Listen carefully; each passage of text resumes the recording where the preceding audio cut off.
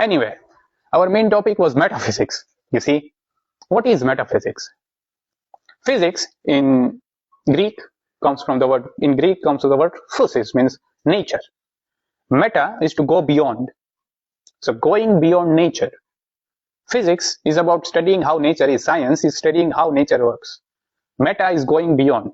By the way, in Sanskrit, it's a very interesting word. They say para. Para also means, going beyond. Anyway, going beyond nature. He says, with this help of nothing, you see, this nothing transcends the world. In nothing, you can grasp the world as a whole. You see, how are you going to grasp the world as a whole? How are you going to conceptualize each thing in your mind and then you say, I understand this, I get this, I get. How many things are there in cosmos? Infinite. And of course, let's not talk about like future and past and the horizon of time here. I'm just talking about horizon of space. But if you, take in hold of time and space and how to get hold of all in one thing, not by conceptual thinking, but through this dreadful encounter of Bhairava, nothing, in the mood of anxiety, you take hold of beings as whole in your heart. You become one with that nothing. And just by the encounter of this nothing, by the leverage of this nothing, you overcome nature. Because as I said, as you encounter nothing, you understand that nothing is the ground of nature, and also nature exists within that nothing. Nothing transcends that nature. It's the ground, immanence, and transcendence. It grounds nature, reality, phenomenological reality as we experience ourselves and life itself. It is immersed in life, and it also transcends life. And through this encounter of nothing, we transcend nature and transcend ourselves. In other words, we transcend physics. And this meta, going beyond physics, nature, this supernature, by definition here, I don't mean supernatural like ghost.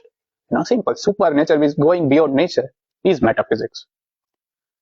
So what happens in metaphysics? As I said, metaphysics is not only a word, it's also a verb. It's an action.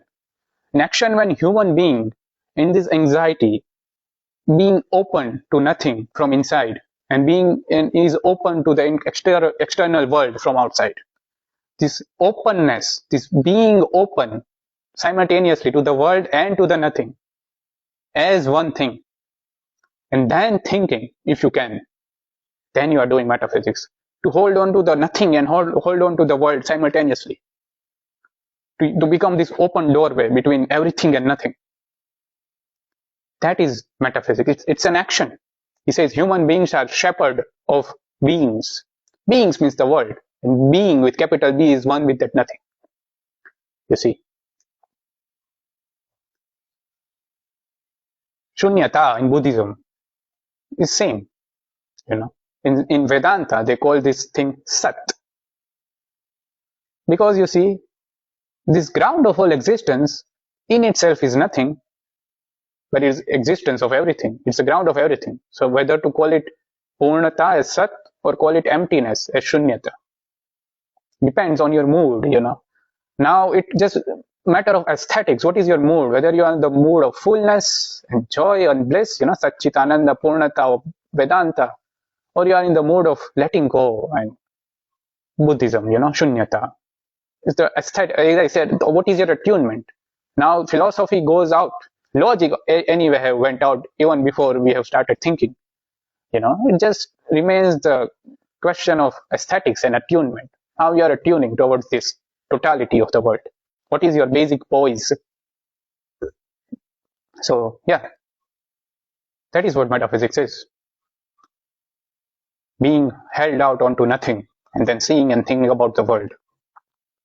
When the ground beneath your feet is taken away and you are constantly falling eternally, and then you try to think, then you are doing metaphysics in the mode of extreme anxiety. Initially, that is what Bhairava is. It's an initiation into the Shiva. You see, of course, Heidegger being German, he doesn't take the final step of leap of faith into that. Of course, we are not comparing the Vedanta with, Heidegger's philosophy. I'm just saying it correlates in a many way. He says that this nothing only encountered is nothing that is anxiety, the nothing always hiding behind this shield, this curtain, this lid of anxiety. And in few people it awakes sometimes. In most of the people who are out there constantly running behind beings, as objects and thoughts, because mind is always thinking about something, it never rests in nothing. The more you go out and lose yourself in concepts and in visuals, he says you are das man in Germany, in German, das normal man, normie, in modern postmodern language. But if you encounter nothing, he says this encounter of nothing is what the greatness is the greatness of existence, is the greatness of human being, that only he can encounter this nothing, not animals. Of course, not rocks or tree cannot encounter this ground of reality, only humans can.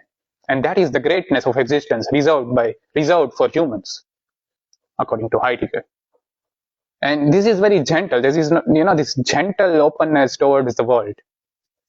When the bliss and anxiety, the boundary between bliss and anxiety is erased, you are blissful or you are anxious.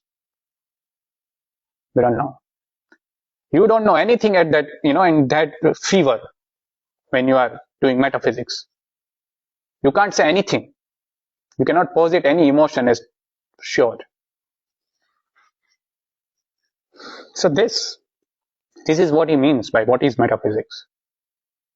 He says this greatness of existence is reserved for only few brave humans who are first and foremost brave to lose themselves, to lose their mind, literally, to lose the world with them, to totally ungrasp everything, to totally let go of everything.